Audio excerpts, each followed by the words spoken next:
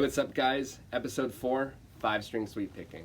So 5-string sweep picking, those arpeggios that we utilize for those shapes, is one of the more common, I guess, patterns that I see a lot of guitar players work with, that and like 3-string shapes.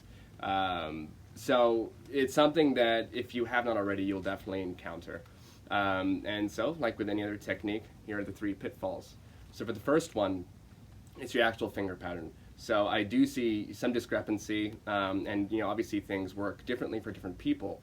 However, I do have a way that I like to go over that is perhaps a way that you might find more efficient if you haven't tried it that way. Now the second thing is going to be your picking pattern. So once again, we're adding another string. There's going to be an extension, past what we did in the last few episodes. And then finally, how we're actually going to utilize that picking pattern and something called supination pronation, which we touched back on episode 1. So for the very first one, the pattern, I like to play these shapes with my first finger kind of acting as the controller between the E and the G string, like that. And the reason for that is just because the alternative way that I've seen from a lot of people is as such. And at least in my case, my third and second finger control is not gnarly enough to where I can do that comfortably.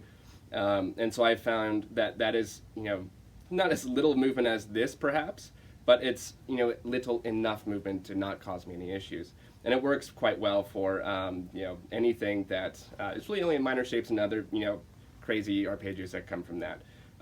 But in general, getting used to just that motion in general can save you a lot, especially if you're doing a lot of string skipping and things like that. If you're having to kind of jump between strings and actually utilize that first digit to do it.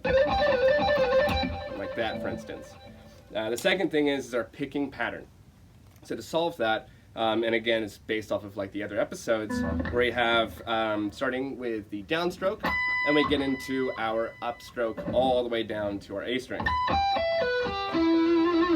And I don't switch, like I spoke on the previous episode, until I get to essentially the string above the bottom. And so from there,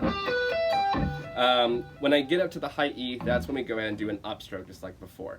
Now, doing an arpeggio that's, this long, if you will, it is perhaps a kind of cool way to try, as little movement as possible with the supination pronation ideas that we have talked about. And so what those will allow you to do is basically keep your wrist in one spot for as long as possible. And so instead of having to move to accommodate every single string, all I had to do is just stay in one spot. And instead what I'm doing is I'm rotating my forearm as I come down. And that's essentially keeping my wrist in one spot, but we do have, a good range of motion with our wrist that we can utilize, and our forearm can help you do that. So with that supination, and then the pronation is just the obviously the inverse of that.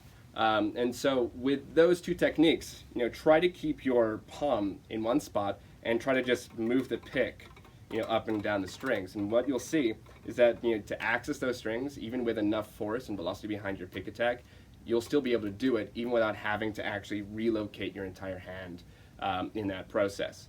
So there's the 3 solutions for the pitfalls. Go ahead and put those in practice and see if any of them work out for you, and do let me know. If you have any questions, of course, reach out to me and I'll be happy to answer them. Just like the episode 3, this today's link is also out of the Shred Adams Sweeping tab book that's going to be coming out pretty soon. And with this tab book, it's going to have the 10 exercises, pretty similar to like the alternate picking and legato books that are already out. But we'll be taking some of these licks, just like you've heard, and breaking them down, and it also comes with an etude, and it has all of the fingerings that I use as well as the picking patterns. So anyway, I will see you guys next week with the next episode.